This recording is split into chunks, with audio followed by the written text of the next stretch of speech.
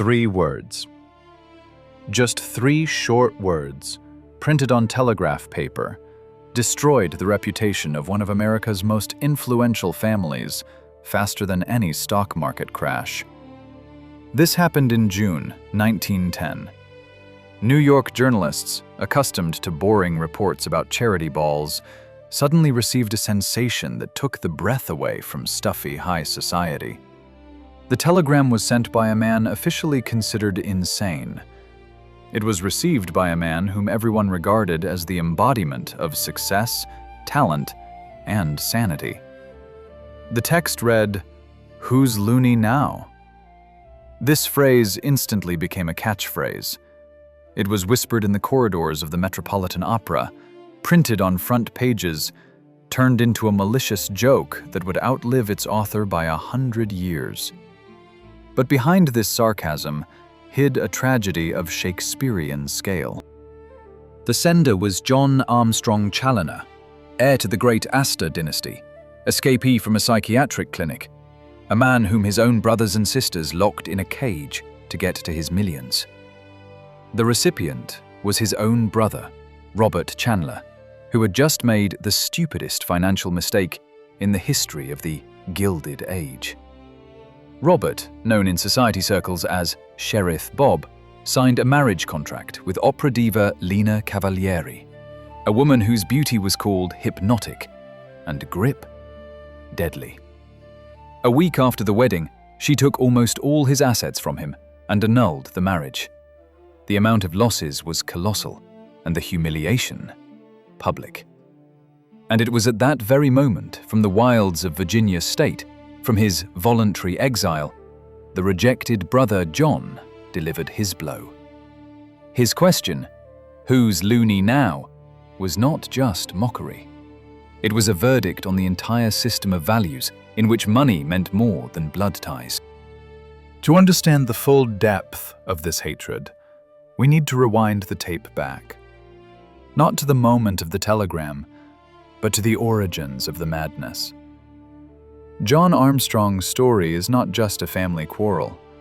It is a courtroom thriller where the stakes were a man's freedom and a fortune that, converted to modern money, amounted to about $150 million. Imagine the level of this wealth. John was the great-grandson of John Jacob Astor, the man who once owned half of Manhattan. When John was born, his fate seemed predetermined. Private schools, a prestigious university, marriage to his equal, capital management, and an honorary place on the board of directors of some bank. He was part of the elite that believed the laws of physics and economics did not apply to them. But John made an unforgivable mistake. He dared to be different. He became fascinated by mysticism. He spoke of the X faculty, the superhuman power of the mind. He held seances. For us today, this sounds like harmless eccentricity, common to many creative people. But for his family at the end of the 19th century, it became a convenient pretext. A pretext to declare him incompetent. On March 13, 1897, a carriage pulled up to his house. Out of it came not doctors, but 2 policemen and his own brothers. They had a warrant in hand.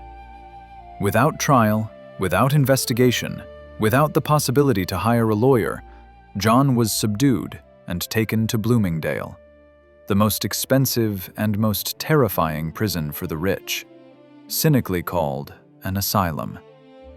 His cell was luxurious. He was served 3-course lunches on porcelain. But there were bars on the windows, and the door was locked from the outside. The Astor Chandler family solved the problem simply. No person, no scandal. They miscalculated in only one thing. They underestimated the intellect and fury of the one they locked up. For 4 years, John spent in isolation, planning not just an escape, but a grand legal revenge. When he escaped, and he did escape, simply by walking away during a stroll and outsmarting the guards, he created a unique legal precedent By crossing the state border, he found himself in a paradoxical situation. The court of the state of Virginia recognized him as a fully sane person capable of managing his millions. But as soon as he crossed the border of the state of New York, he again became officially insane, subject to immediate arrest. He became a legal centaur, a man who was simultaneously a madman and a genius, a prisoner and a free citizen, depending on which side of the geographical map he stood. This story frightens with its relevance. We look at it through the prism of a century, but see the same mechanisms that work today. Recall the recent high-profile trials of pop stars whose lives were controlled by guardians. The mechanism is the same. If you have too much money and behave strangely, there will always be relatives ready to take care of you for control over your account. But before we see John's fall and triumph, we need to understand where this cursed money came from. We need to go back to the beginning, to the foundation on which this golden cage stood. Because the tragedy of the heirs is always rooted in the sins of the founders. Great fortunes are never made in white gloves. The Astor Empire was built on the blood of animals and the sweat of the poor, and every dollar that came to John bore the imprint of this harsh, inhumane efficiency. We are traveling back in time to see how the capital was created that would drive some mad and destroy others. Welcome to a world where a brother sells his brother for a trust fund. All this drama with asylums, telegrams, and multi-million-dollar lawsuits became possible thanks to one single man. His name was Johann Jakob Astor. When he stepped off the ship in the port of Baltimore in March 1784, he had only a few coins in his pocket and 7 flutes in his luggage that he hoped to sell. He was the son of a butcher from a tiny German town, and no one, looking at this skinny 20-year-old guy, could have guessed that the future owner of New York stood before them. Johann, who quickly changed his name to the more American John Jacob, was no dreamer. He was a predator. He instantly realized that musical instruments would not bring wealth. The gold of that time was fur, beaver pelts. Europe was going crazy for fur hats, and Astor rushed into the forests. This was not business in the modern sense, with offices and secretaries. This was war. Astor personally traveled deep into the continent, negotiated with Indians, bought pelts for next to nothing, for beads, knives, and cheap alcohol, and resold them in London with 1,000% markup. He shunned nothing. When the fur market became too crowded, his ships began carrying opium to China and brought back tea and silk. Yes, the foundation of one of America's most respectable families was steeped in getting native peoples drunk and drug trafficking. But history forgives winners, and Astor always won. By 1830, he had become the first multimillionaire in the history of the United States. But unlike his future great-grandsons, he hated spending money. He collected it. His stinginess became legendary. He could haggle for hours over the price of a ferry ticket or the quality of fabric for his frock coat. He lived not to enjoy life, but to make the number in his ledger grow. Astor's main genius move was exiting risky trade and pivoting to real estate. He looked at the muddy farms and swamps north of the then city of New York and saw the future there. While others laughed, buying bank stocks, Astor snapped up land. By the acre, by the block. His strategy was simple and ruthless. Buy land, but build nothing on it. Wait. When the city expanded and prices soared to the skies, he leased plots to developers. Astor's rule stated, never sell land, only lease. He became the landlord of an entire island. Those very streets where the Empire State Building and Times Square skyscrapers would later rise were once just mud belonging to old John Jacob. By the end of his life, he had turned into a living mummy. His digestion failed, and, according to rumors, he was fed breast milk from a wet nurse, like an infant. But his mind remained sharp as a razor when it came to money. At the moment of his death in 1848, his fortune was estimated at $20 million. So you understand the scale. It was 1/7 of the entire gross national product of the USA at that time. Converted to modern money, that's more than $100 billion. He was richer than Bill Gates or Jeff Bezos at the zenith of their fame, if counting by share of the country's economy. But along with the money, he left a terrible legacy. He created a trust structure designed to preserve the capital at any cost. The money was not to be divided, it was to be concentrated. This created an atmosphere of paranoia and competition within the family. Every heir knew either he would multiply the wealth or he would be erased from history.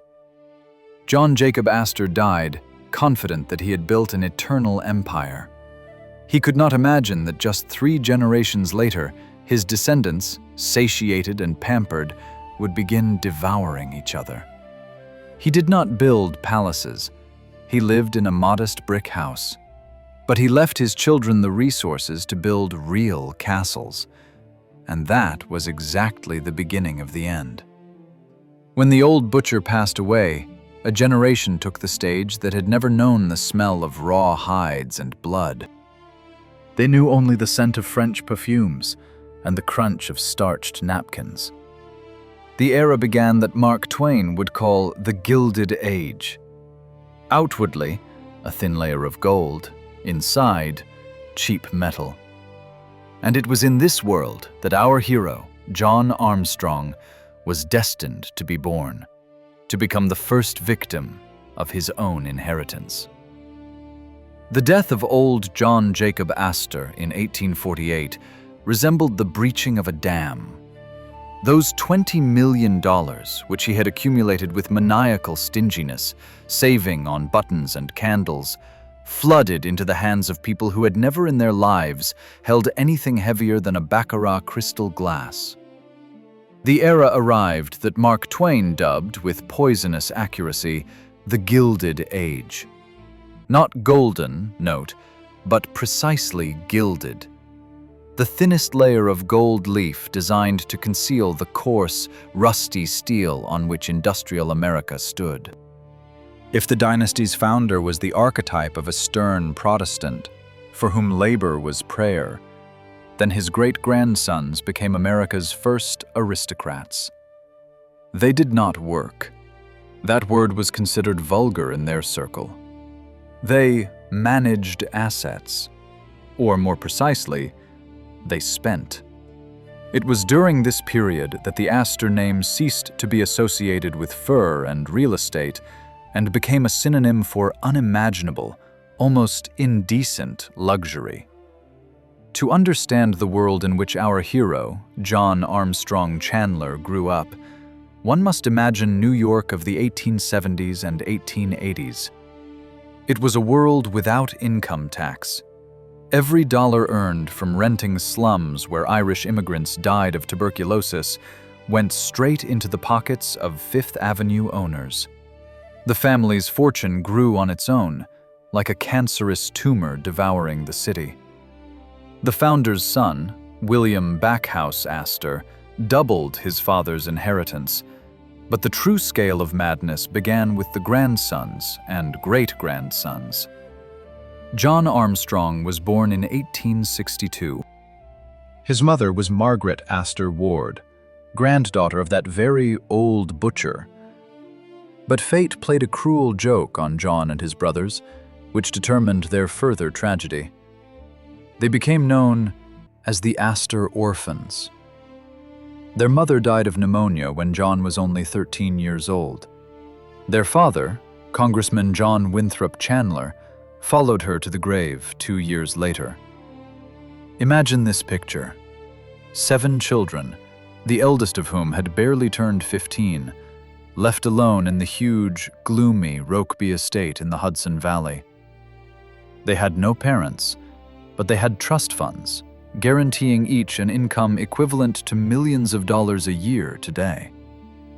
Their upbringing was handled not by loving parents, but by an army of hired servants, lawyers, and managers who bowed to them because these children were their employers. It was in Rokeby, in this isolated playground for millionaires, that the brothers' characters began to form. They grew up wild, eccentric, and completely detached from reality. While their cousins in New York learned how to properly hold an oyster fork and memorized the genealogical trees of European monarchs, the Chandler brothers staged nightly tournaments in the estate, galloped horses through the living rooms, and lived by the laws of Lord of the Flies, only in the setting of Victorian luxury. But as soon as John reached adulthood, he was forced to face the world of high society, ruled by his cousin grandmother, the legendary Mrs. Caroline Astor. This woman was not just a social lioness, she was the dictator of New York. It was she who invented the concept of the 400. Her ballroom accommodated exactly 400 people. That's how many, in her opinion, made up all decent American society. If you weren't on this list, you didn't exist. Life in this circle was an exhausting arms race. Mansions on Fifth Avenue were built not for comfort, but for intimidation. The house of Cornelius Vanderbilt II, for example, occupied an entire block and had 130 rooms. Inside reigned a cult of excess. Walls were paneled with the rarest wood brought from Loire castles, ceilings were painted by artists summoned from Paris, and fireplaces were so large that a whole bull could be roasted in them. One dinner in such a house could cost $10,000, a sum on which an ordinary family could live comfortably for 20 years. The menu consisted of 10 to 12 courses: turtle soup, oysters, pheasants, truffles, foie gras, and all washed down with rivers of champagne. Women wore literally kilograms of diamonds on themselves.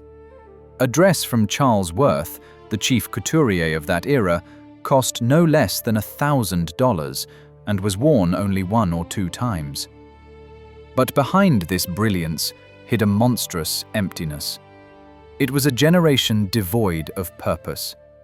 The founder had a mission: to survive and get rich. His great-grandsons had no mission. They didn't need to struggle. They had nothing to prove. Boredom became the main disease of the era. And this boredom, multiplied by permissiveness, began to erode their psyche. It was in this atmosphere of a golden cage that John Armstrong Chandler began to seek an escape. He didn't want to be just one of the Astors, a mannequin at a ball.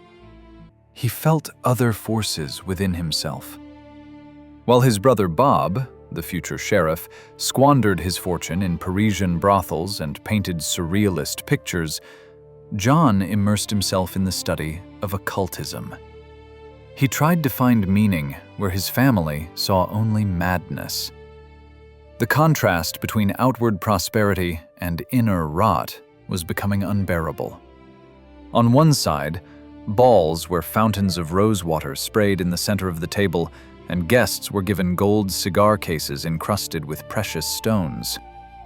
On the other, cold, empty corridors of Rokeby, where the grown Chandler brothers began to look at each other not as family, but as competitors for control over the shared inheritance. The Astor's money, meant to ensure the family's security for centuries, turned into poison. It poisoned relations between the brothers even before they could understand what was happening. The Gilded Age was approaching its peak, and no one noticed that the foundation had already cracked. John Armstrong, the most sensitive and possibly the smartest of the brothers, was the first to feel this rift. But his attempt to break free from the script written by his dead great-grandfather would lead to his own brothers deciding, better to have a mad relative in a cage than a free one who spends money not by the rules. We are approaching the moment when the family's social ambitions clash with the heir's personal freedom. The war of new and old money was brutal, but the war within one family would prove far more terrifying. In the next part, we will see how the desire to meet high society standards forced the Astors and Chandlers to sacrifice one of their own to save face before those very 400 whose opinion they valued more than a brother's life. War is usually associated with the roar of artillery, muddy trenches, and the smell of gunpowder. But in late 19th century New York, a different kind of war was waged. It was silent, smelled of French perfumes and starched linens, and instead of bayonets, it used calling cards and dinner invitations. Yet there were no fewer victims, and the wounds inflicted by icy snubs did not heal for decades. For the Chandler brothers, and especially for John, this battlefield was home. They were born at the top. They didn't need to climb. Their task was to hold the peak, while from below, like a horde of barbarians, the new money advanced. The generalissimo of this war was their own relative, Mrs. Caroline Astor, whom the family and the press called simply Mrs. Astor, without a first name, like a queen. It was this woman, clad in black velvet and laden with diamonds that could cover the external debt of a small European country, who held all of New York in fear. Her weapon was the list, the famous 400 list. The logic was murderously simple and cynical. The ballroom in her Fifth Avenue mansion accommodated exactly 400 people. Therefore, Caroline reasoned, exactly 400 people in New York were worth knowing. If your name wasn't on the list, you were nobody. You were social dust, even if your pockets were bursting with millions earned from railroads or coal. This system created an atmosphere of paranoid fear. People woke up with one thought: will I receive an invitation? Wives of railroad magnates sobbed into their pillows when the Astor's footmen passed by their doors. And at the center of this madness were the Chandler brothers, the Astor orphans, whose elite status was guaranteed by blood, but whose behavior was beginning to raise questions. The social war required colossal resources. Mansions turned into siege engines. This is no metaphor. The house had to scream of wealth so loudly as to drown out whispers about the money's origins. In Newport, Rhode Island, where the elite spent summers, the most expensive architectural arms race in human history began. Families built so-called cottages. In reality, these were marble palaces, aping Versailles or Italian palazzos. Cornelius Vanderbilt's The Breakers had 70 rooms and was adorned with gold and platinum. The marble for Marble House cost $7 million at the time, an insane, incomprehensible sum. And all this for just 6 weeks of summer rest. John Armstrong Chandler watched this parade of vanity with growing disgust. While his brothers, Louis and Bob, reveled in the game, striving to fit in, John began committing unforgivable errors. He stopped playing by the rules. In a world where the chief sin was difference, John allowed himself to be eccentric. Instead of erecting yet another Newport palace and discussing Caroline Astor's Yorkshire Terrier's pedigree with her, he headed to North Carolina. There, in the backwoods, he set out to build an industrial city, Roanoke Rapids. He aimed to harness hydropower for cotton mills, providing jobs for poor white Southerners. For the Astor clan, this was worse than madness. It was class betrayal. An Astor must not work. An Astor must not soil his hands in industry. An Astor must clip coupons and dance quadrilles. John broke the unspoken code. He tried to be useful. But the worst came when the new money threat loomed on the horizon. The Vanderbilts, whom Mrs. Astor had scorned for years as parvenus, finally breached the defenses. Alva Vanderbilt threw a costume ball of such luxury that even the Astors couldn't ignore it. Caroline surrendered and paid a courtesy call. Old and new money merged in an ecstasy of consumption. And here John's figure became truly dangerous for his brothers. Louis and Bob understood. To survive in this new, united world of predators, they needed to be impeccable. Their name was their main asset. And a brother who spends millions on utopian projects, talks to spirits, and refuses to wear the proper tailcoat, this was a liability. This was vulnerability. In the drawing rooms, whispers began. "Did you hear what John said yesterday? Does he really believe he can change eye color?" These whispers were scarier than lawsuits. In the Gilded Age world, the label of madman stuck forever. If society decided that the Chandler branch had tainted blood, doors would close for Louis and Bob, too. No one would marry their daughters to brothers of a madman. No one would invite them to boards of directors. Louis Stuyvesant Chandler, the most ambitious of the brothers, future politician, understood this first. John had become a threat to their social ascent. He needed to be removed from the scene. Not killed, that would be too crude and criminally punishable. He needed to be hidden, made invisible. The social war turned into cold calculation. On one side of the scales was the brothers' freedom. On the other, the family's position in the 400 list and access to capital. Louis and Bob chose the second. They convinced themselves that they were doing it for his own good. This is the favorite lie of all executioners in family dramas. Thus, under the clink of crystal glasses and the rustle of silk, the verdict was passed. While John was planning the development of his city in North Carolina, in New York, his brothers were already meeting with doctors, ready to sign any papers for the appropriate fee. The glitter of the Gilded Age blinded so much that no one noticed how, in the shadow of marble columns, a kidnapping was being prepared.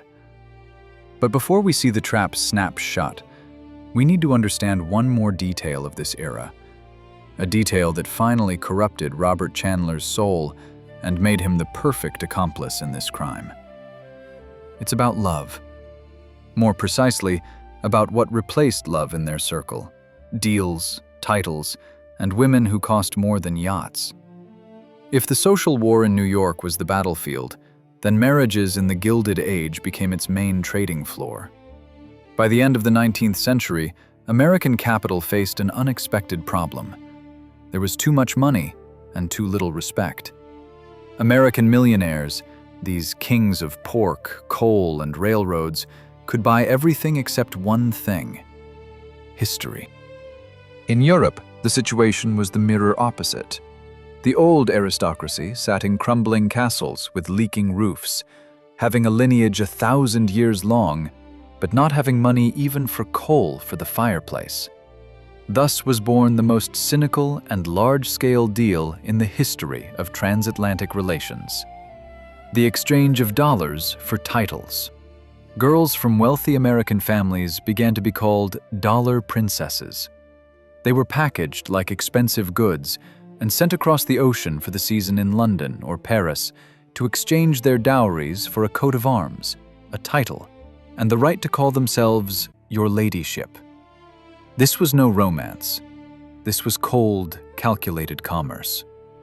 In the accounting books of these families, wedding expenses were listed under the same category as real estate investments. The most vivid and tragic example, which set the tone for the entire era, was the wedding of Consuelo Vanderbilt, neighbor and rival of the Astors. Her mother, Alva, literally forced her daughter to marry the Duke of Marlborough. What was the price? $2.5 million in dowry, transferred to the Duke immediately after the ceremony. In today's money, that's about $80 million. The Duke got the money to renovate his Blenheim palace, Alva got satisfaction of her ambitions, and Consuelo got a husband who didn't love her and a life in a golden cage. The Chandler brothers, being part of this circle, grew up understanding that marriage was not a union of hearts, but a merger of assets. And if John Armstrong, our mad hero, sought spiritual connection and mystical kinship in women, then his normal brother Robert, the very Sheriff Bob, took the era's lessons too literally. He decided to buy not a title, but a living legend. His chosen one was Lina Cavalieri, an opera singer whose name resounded around the world. She was called the most beautiful woman on earth. Her face was printed on postcards, soap and candy boxes. She was Marilyn Monroe and Madonna of her time in one person. But behind the angelic appearance hid the iron calculation of a woman who grew up in Roman slums and clawed her way to the top with her elbows and voice. Robert Chandler, by that time already a bored artist and playboy, was blinded. He saw in Lina a trophy that could be placed on the mantelpiece next to the Astor family silver. He, like many men in his circle, believed that money could buy loyalty. This was a fatal mistake that cost him more than any ducal title. The deal was formalized in Paris, in an atmosphere of decadence and permissiveness. Lina Cavalieri, fully understanding whom she was dealing with, laid down conditions. She didn't want just a ring. She wanted guarantees. Before the wedding, Robert signed a marriage contract that the family lawyers would later call the document of a madman. Consider the terms of this deal. Robert transferred to Lina rights to manage a significant portion of his real estate and income from the trust fund. He effectively handed her the key to the safe in exchange for the right to appear with her in public. This was an act of colossal vanity. The normal brother, who along with Lewis had committed John to an insane asylum for strange behavior, himself committed an act bordering on idiocy. The description of their wedding resembled a theatrical production where the sets were more important than the actors.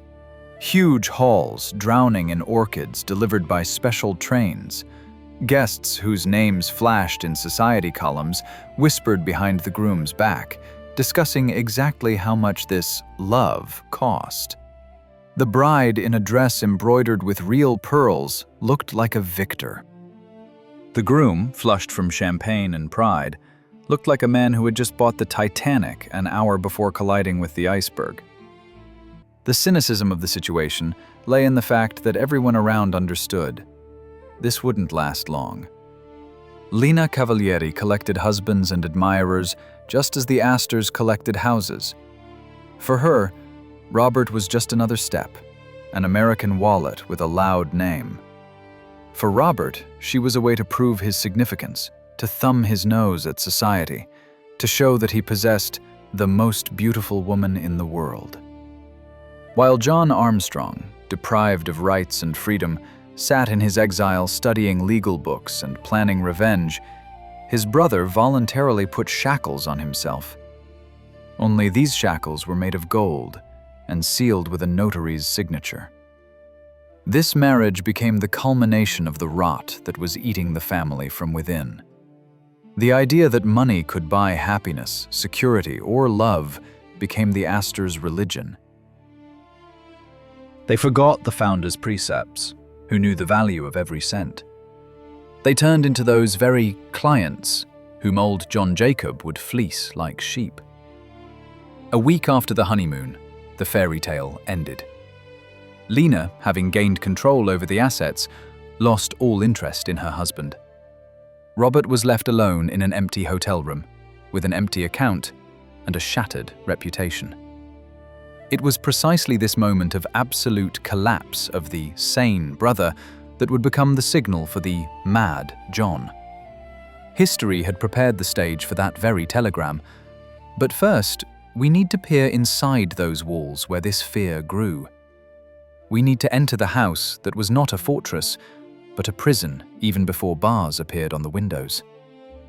To understand why John Armstrong Chandler began hearing voices and seeing what others did not, we must stop looking at bank accounts and gaze at the walls in which he grew up.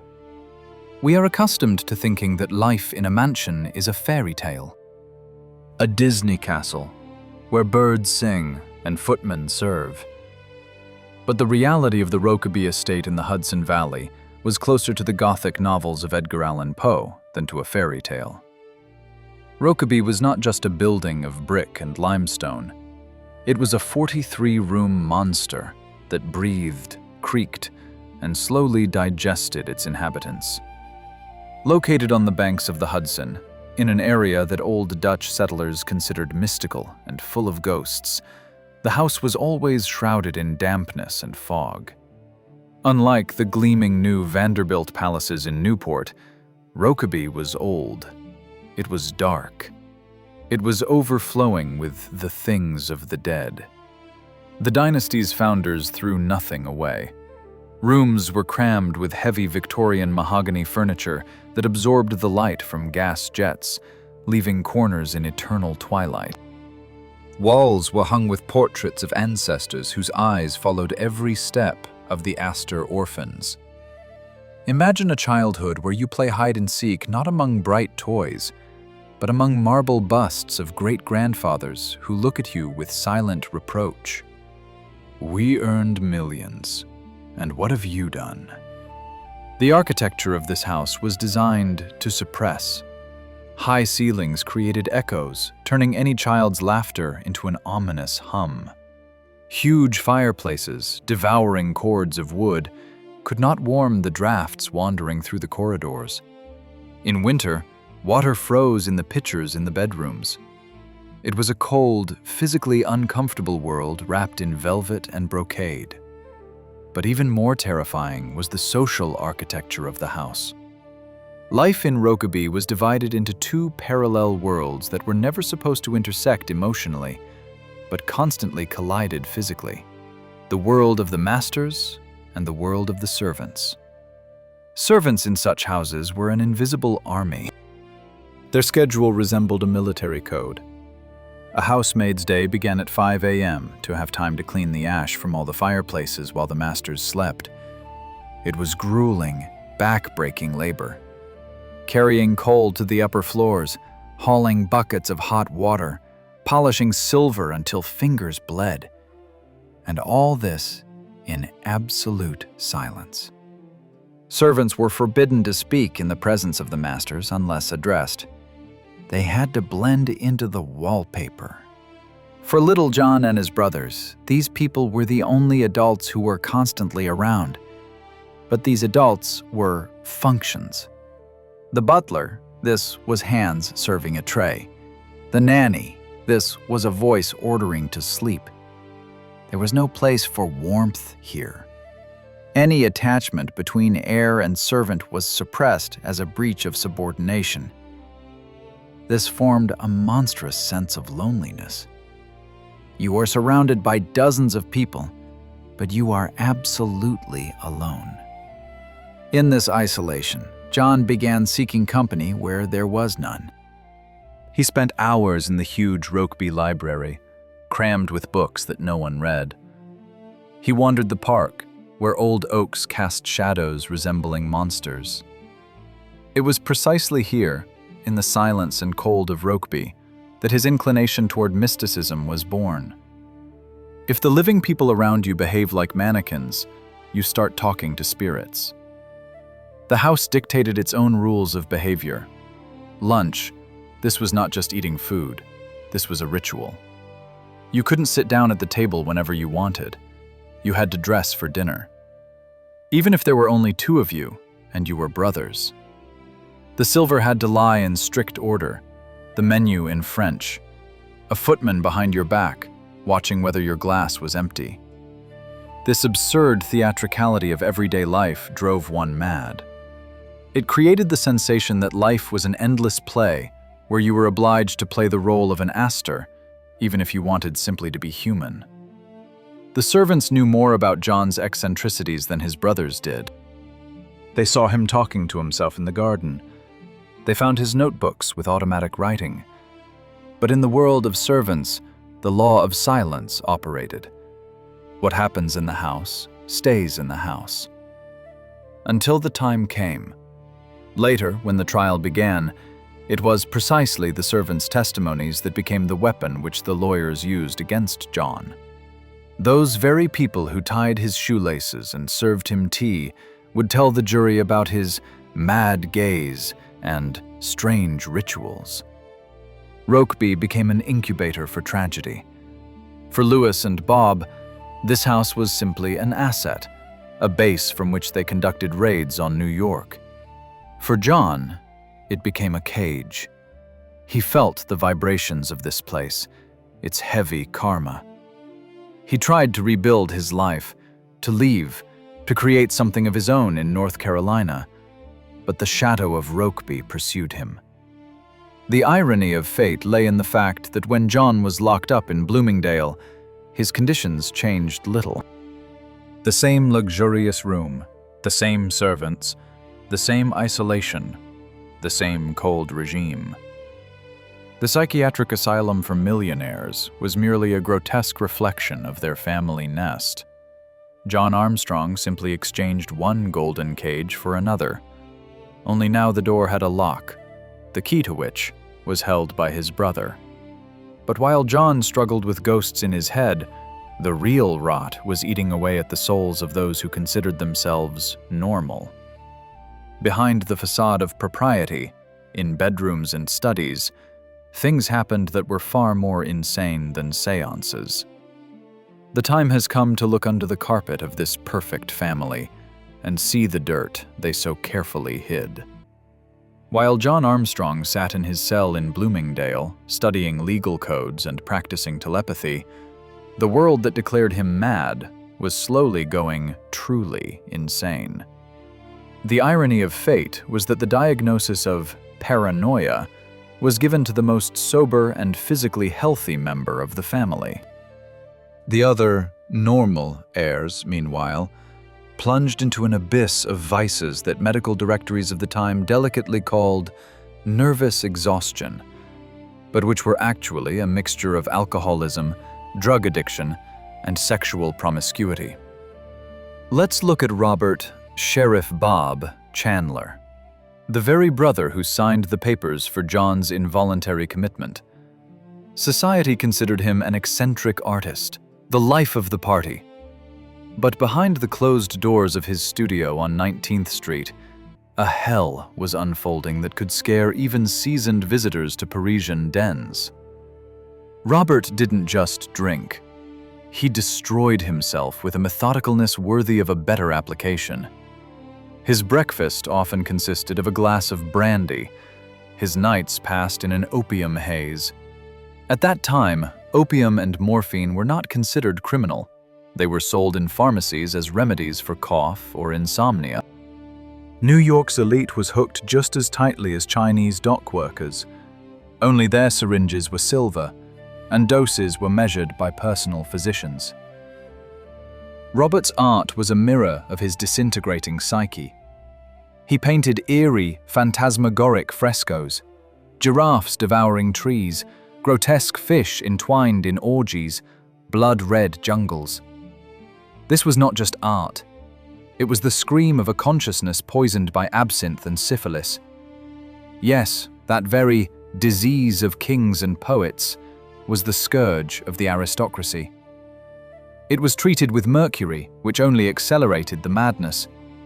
Symptoms were concealed with powder and veils, and fits of rage were chalked up to hot temper.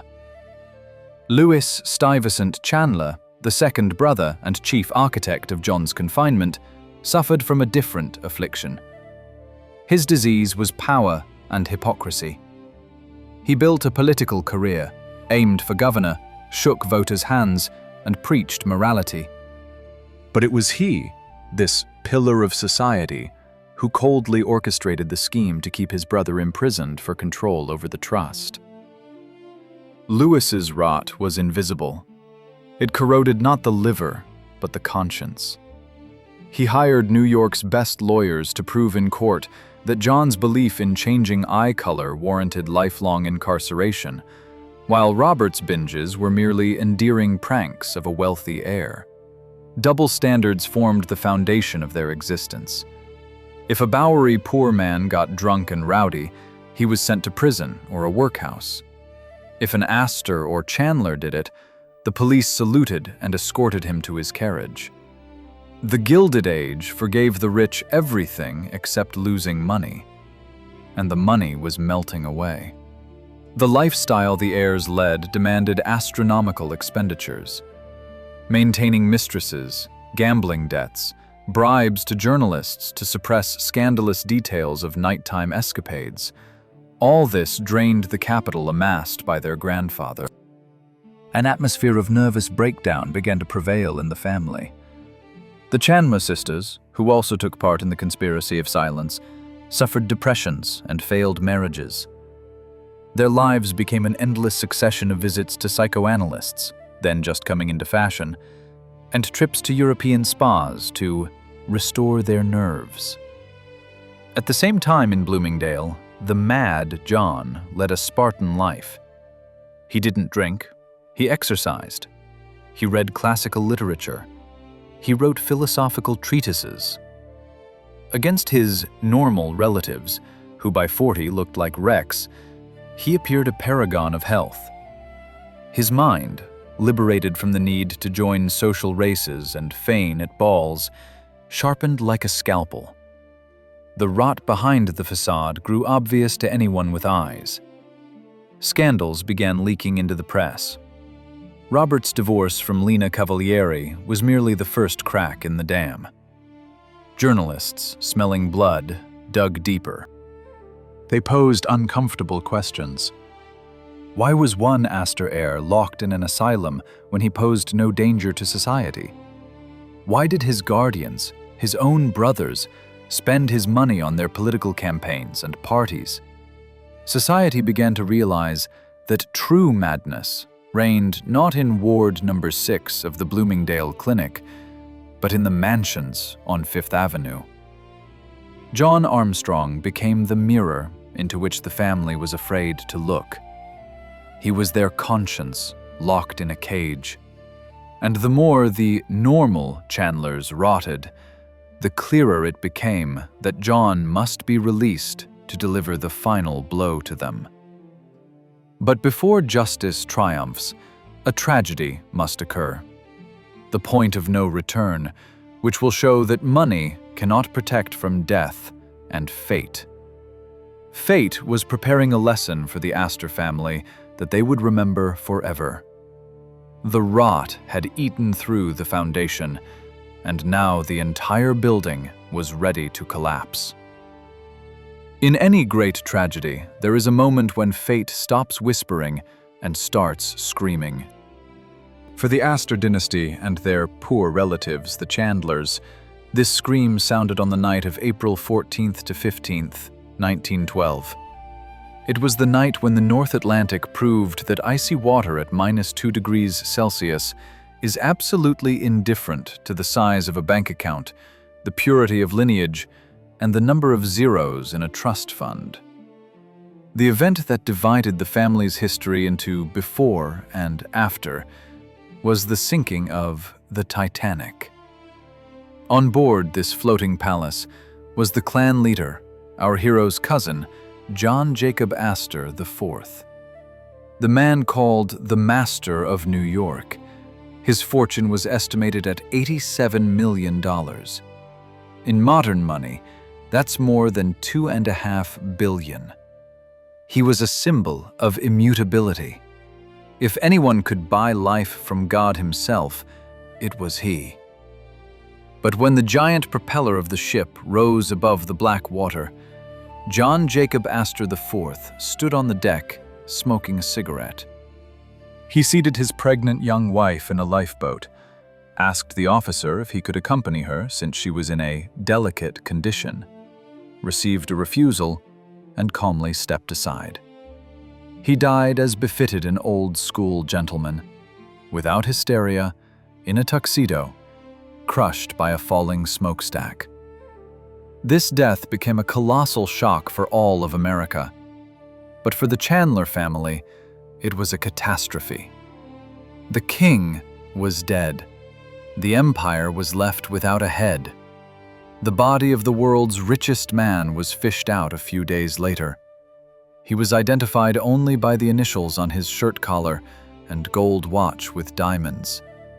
It was a terrible, grotesque metaphor. The ocean returned the gold, but took the life. At the same time, our exile, John Armstrong Chandler, was at his estate Merry Mills in Virginia. He was alive. He was healthy. The very man whom the family had declared incompetent and dangerous to himself was peacefully sleeping in his bed, while the most rational and successful representative of the lineage froze in the ocean. The death of Cousin Jack on the Titanic became that point of no return, after which the balance of power in the family collapsed. Fear vanished. The aura of untouchability vanished. Brothers Louis and Bob, who for years had hidden behind the back of the powerful cousin, suddenly felt naked. Their protection disappeared.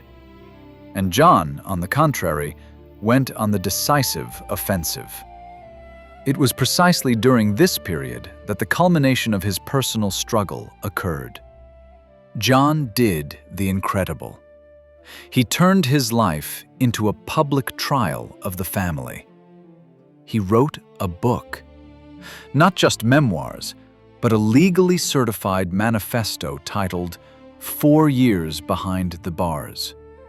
In it, with the precision of a court stenographer, with dates, names, and amounts, he laid out the story of his kidnapping. The book produced the effect of an exploding bomb. Society, which yesterday was laughing at the lunatic, suddenly recoiled in horror. Readers saw not the ravings of a madman, but the cold logic of a conspiracy victim. John publicly accused his brothers of greed. He put their financial machinations on public display.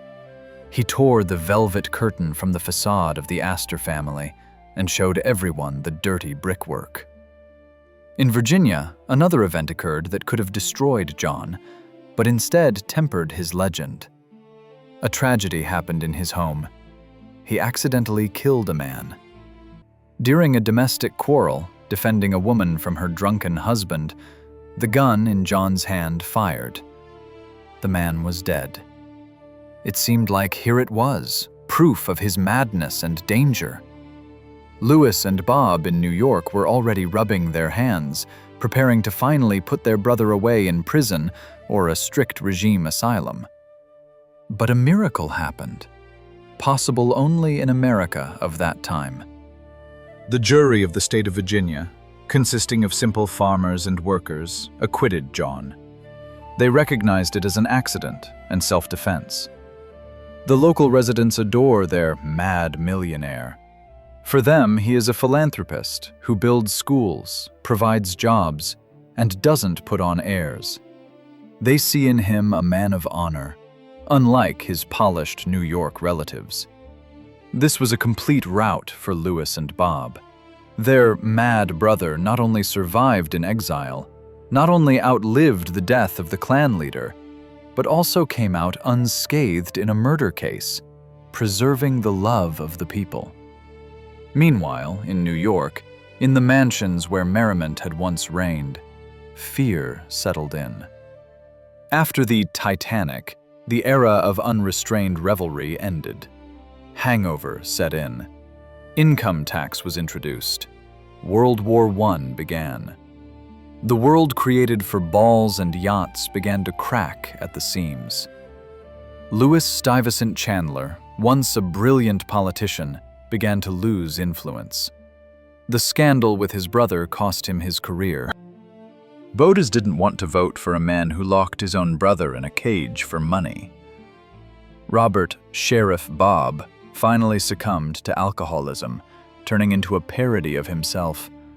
His paintings became ever darker, his debts ever larger. The point of no return had been passed. John Armstrong Chandler, prisoner of Bloomingdale, won the main battle of his life. He proved that normality is a relative concept. In a world where normal people send ships into icebergs for speed records and sell daughters for titles, being a mad recluse in Virginia turned out to be the most reasonable survival strategy. Now, with enemies morally defeated and the old world lying in ruins at the bottom of the Atlantic, all that remained was to watch the physical disintegration of the empire. The money for which this war was started began to disappear like sand through fingers. The time of great downfall was coming, when palaces would go under the hammer at the price of construction debris. The end of this story does not sound like a pistol shot or the clink of a broken glass. It sounds like the dull, monotonous thud of a sledgehammer against a marble wall. The era of the Gilded Age was dying amid the roar of demolition. Those very palaces, built to last centuries, like Egyptian pyramids for a millennium, began to vanish from the face of the earth less than 40 years after construction. The irony of fate, which our hero John Armstrong loved so much, manifested here in full. The Astor Empire was not destroyed by scandals or the madness of heirs. It was destroyed by boring accounting and the 16th Amendment to the US Constitution, introduced in 1913. It allowed the federal government to levy income tax. For the Astors, whose business model was built on the principle of take everything and give nothing back, this became a death sentence. Then came the Great Crash of 1929. Stock reports, once read like victory dispatches, turned into obituaries. Assets that seemed immutable, devalued in mere days. And here the terrible truth came to light. Maintaining a palace on Fifth Avenue cost more than running a small factory. But the palace produced nothing except dust and vanity. The great sell-off began. It was a heart-wrenching spectacle. Imagine auction halls crammed with items that only yesterday were symbols of their owner's divine status. Tapestries woven by monks in the 16th century went under the hammer at the price of hallway rugs. Silver services for 100 people, from which presidents and kings had eaten, were sold by weight, like scrap non-ferrous metal. The mansion of Mrs. Astor herself, that very epicenter of social life where the fates of debutantes were decided, was demolished ruthlessly and quickly. In its place, they built the Emmanuel Synagogue, where quadrilles had once been danced and people excluded from the elect lists. Now prayers were offered to the God of humility. This was the final victory of the new world over the old. And what about our heroes? How did the mathematics of the curse strike the Chandler brothers? Robert "Sheriff" Bob Chandler, the one who laughed the loudest and lived the brightest, went first.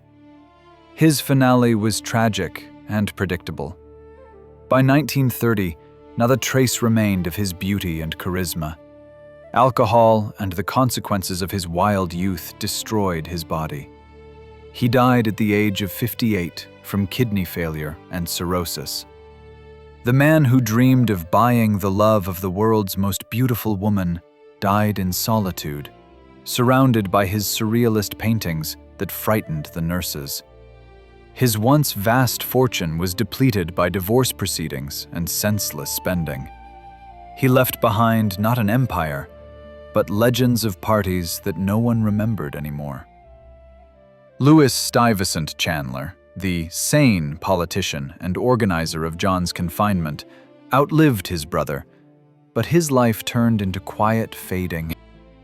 His political career collapsed. His reputation was tarnished. He lived long enough to see his family's name stop evoking awe and start eliciting only nostalgic smiles. He became a living museum exhibit, a man from the previous century who wore old-fashioned suits and grumbled at the new order. And John Armstrong, the lunatic from Virginia? He outlived his main enemy, Brother Bob, by 5 years. And those years were his personal triumph. While in New York, the heirs were jumping out of skyscraper windows, having lost their fortunes, John calmly lived in his estate, Merry Mills. He didn't play the stock market. He didn't build palaces. He lived modestly by millionaire standards, spending money on supporting local schools and writers. His madness, if it existed at all, proved to be the most reliable form of financial strategy. Paranoia made him cautious. The absence of social ambitions saved his wallet from ruin. When the Great Depression engulfed the country, John was one of the few Astors who had solid ground under his feet. He died in 1935 from cancer, sitting in his chair, a free man who never allowed the system to break him. But the saddest sight was the family nest, Rokeby. The house that served as the stage for this family drama was not demolished, but it was slowly dying. There was no more money to heat the 43 rooms. The roof began to leak. The park overgrew with weeds. Descendants who remained living in the house could no longer hire an army of servants. They themselves washed dishes in that very kitchen where chefs once prepared truffles. Rokeby turned into a monument to decline. Huge portraits of ancestors in gilded frames now hung in rooms where plaster was peeling from the walls. It resembled the sets of a horror movie. Descendants of America's greatest dynasty, living in the ruins of their own grandeur, warming themselves by the only working fireplace, wrapped in old blankets. Thus ended this battle, not with an explosion, but with the quiet creak of rotten floorboards. The Astor's money returned to where it came from, dissolved into the economy, passed into the hands of new, hungrier, and more cynical predators. But the story of John Armstrong and his brothers left behind something more important than dollars. It left a warning. They thought they owned things, but in reality, things owned them. They thought they controlled fate, but fate was simply waiting for the music to end. And now, when the dust from the demolition of mansions has settled, all that remains for us is to walk the traces of this vanished civilization and see what really remained of the people who considered themselves gods of New York. If you today get in a car in Manhattan and drive 2 hours north along the Hudson, you can see the finale of this story with your own eyes. Turn off the highway in the town of Berrytown. Drive past the impeccably manicured lawns of 21st century nouveau riche and look for old, rusty gates that seem not to have been oiled since Queen Victoria's reign. Welcome to Rokeby today.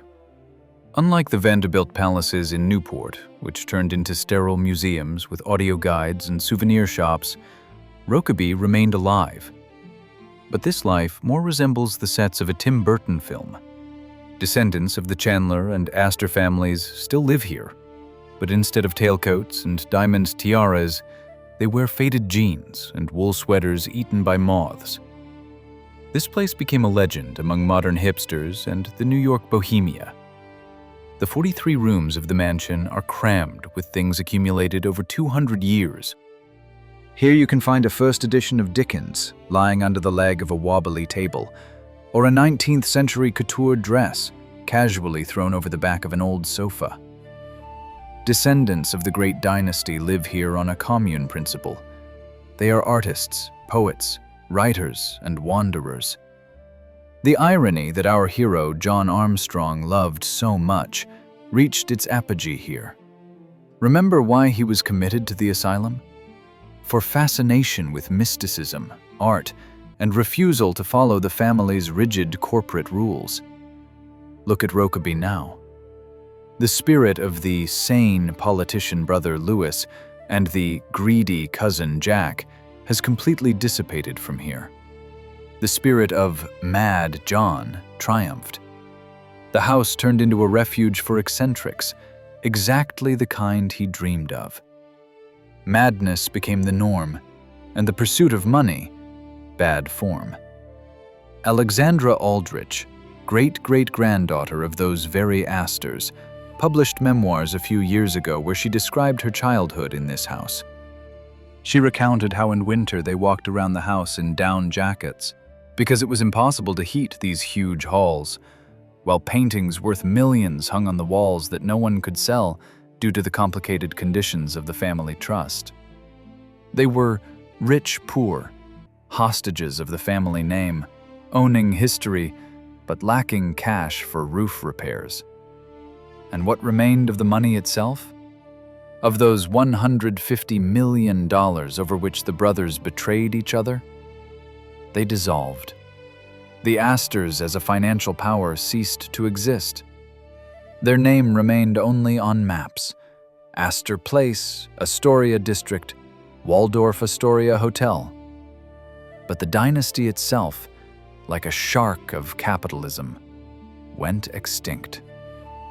The Vincent Astor Foundation, of the last great patriarch, was sold off and donated to charity. The money collected from fur trade and slum rentals now funds public libraries and parks. Perhaps this is the karmic cleansing that John spoke of. But the most enduring legacy of John Armstrong Chandler was not real estate or the trust fund. It became words. That very phrase from the telegram, "Who's loony now?" outlived both his enemies and their wealth. It entered American culture as a symbol of the outcast's victory over the system. It was quoted in newspapers during the Watergate scandal. It is used in headlines of financial publications when another too-big-to-fail bank declares bankruptcy. This story teaches us that in the long term, the reputation of a madman may prove safer than that of a genius. John Armstrong Chandler spent 4 years in a golden cage to understand one simple truth. The only true freedom is freedom from one's own family's expectations. He died considering himself a victor, and history confirmed his rightness. His brother Robert lost everything for a woman who didn't love him. His brother Louis lost honor for power he couldn't hold. And John preserved his sanity, though the whole world tried to prove otherwise. Today, looking at the crumbling facade of Rokeby and recalling the glamour and poverty of the Gilded Age, we understand. Big money does not save from tragedies. It simply makes these tragedies more spectacular for the public. The Astors built their empire believing it would stand forever, like Rome. But from their Rome, only beautiful ruins and instructive anecdotes remain. In the end, John Armstrong Chandler, prisoner of his own name, turned out to be the only one who could crack the code of this game. When you stand at the top of the world, and everyone around tells you that you've gone mad, just wait. Time will put everything in its place. And when 100 years later your descendants are painting pictures in your old house and the names of your enemies are forgotten, you can smile and pose your main question to eternity. That very question, which still echoes through the empty corridors of the Rokeby estate. Who's loony now?